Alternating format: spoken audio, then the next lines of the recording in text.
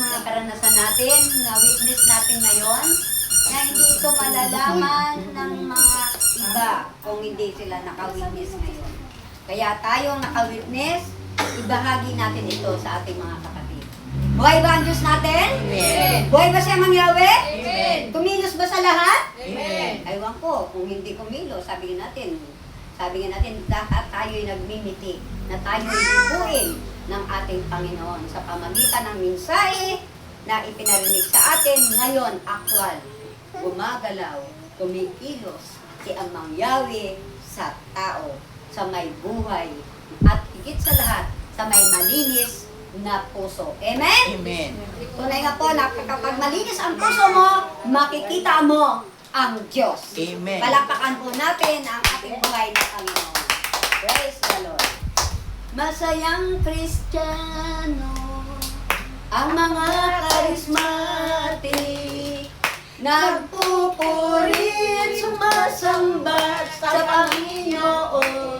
Magsiawit. Magsiawit tayo at manalangin. At manalangin upang makamit ang kagalingan sa Panginoon. Huwag na magtsatsa. Okay, handa na ba tayo makinig? Amen. Dahil nandito nga tayo sa seminar, tatawagin ko na po. Hindi po ang una at huli. Sabi ko sa iyo kumbaga na ano ko ngayon, talagang answers prayer ako. Unahin ko siyang tatawagin. At tunay nga po sa kanyang pagpapahayag sa atin, sa seminar na ito, na ginagampanan lamang niya ito bilang alaga ng ating Panginoon. At tungkulin niya ito na iparating sa ating mga kapatid. At nandito tayo ngayon, sabi nga natin, hindi tawag dito?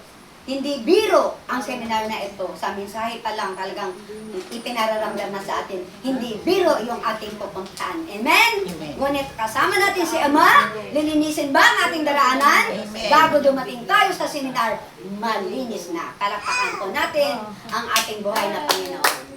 Andito na po siya, ang kanyang ipapahayag sa talk number 3, ang paglago ng kapangyarihan mula sa dila, pagpapalago ng kapangyarihan sa dila mula sa Espiritu Santo. Walang iba ang ina sa Bagong Jerusalem, inang Tess Iscario. Palakpakan po natin ang ating buhay na Panginoon. Praise the Lord. Maraming palakpak!